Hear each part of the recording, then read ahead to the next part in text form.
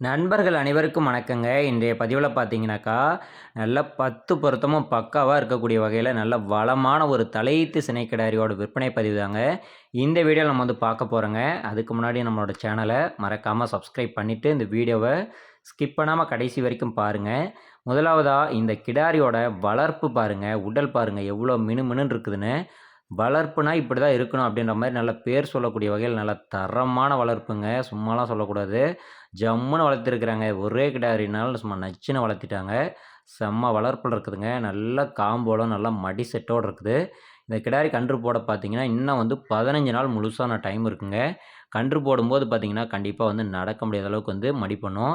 என்ன காரணம் அப்படின்னு சொல்லி பார்த்தீங்கன்னாக்கா, இந்த கிடாரி வந்து எந்த வகையான ப்ரீடுன்னு பார்த்தீங்கன்னாக்கா, கிர் கிராஸ்லேயே கொஞ்சமா வந்து சாகிவாலும் வந்து மிக்சிங் ஆயிருக்குங்க. அதனால வந்து இந்த வகையான ப்ரீடு வந்து கறவை வந்து ஃபெயிலியர் பண்ணாத நல்லா வந்து கறக்கக்கூடிய வகையில தரமா இருக்கும். 2வது வந்து பார்த்தீங்கன்னா, கறவை வந்து நல்லா கெட்டித்தன்மை வருங்க. நல்லா ஃபேட்டஸ்னப் வந்து ரொம்ப ரொம்ப அற்புதமா இருக்கும்.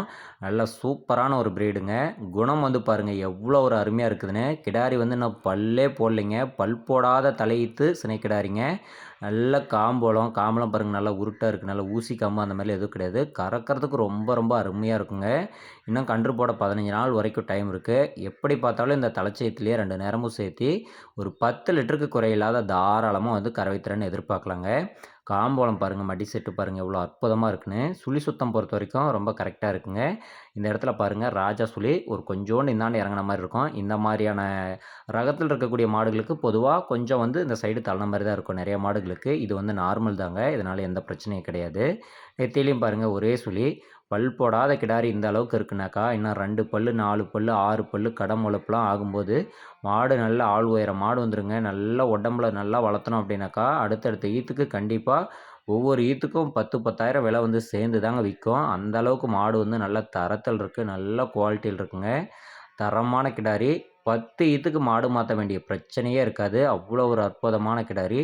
தண்ணி தீனி மேய்ச்சலுக்கு ரொம்ப ரொம்ப சூப்பரான கிடாரிங்க. நீங்க எத போட்டாலும் சரிங்க, அருமையா வந்து மேய்ஞ்சிக்குது.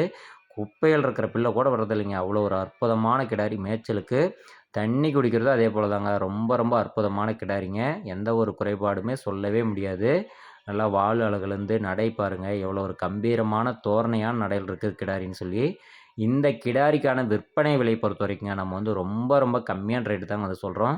வெறும் ரூ. 47,000 மட்டும்தாங்க விலையே வந்து சொல்லியிருக்குதுங்க. ரூ. 47,000 சொன்னாலுமே, அதுலேருந்தும் நாங்க ஏதோ கொஞ்சம் முன்ன பின்ன அனுசரிச்சும் குடுக்குறோம்.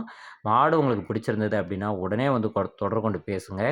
இந்த கிடாரி விற்பனைக்கு வந்திருக்கக்கூடிய இடம் பார்த்தீங்கன்னாக்கா, சேலம் மாவட்டம், ஓமலூர் வட்டம், தாரமங்கலம் அருகே வென்னனம்பட்டி அப்படின்ற பகுதியில மாட்டு வியாபாரி பாலாஜியிடம் இருந்துதாங்க விற்பனைக்காக வந்திருக்குங்க.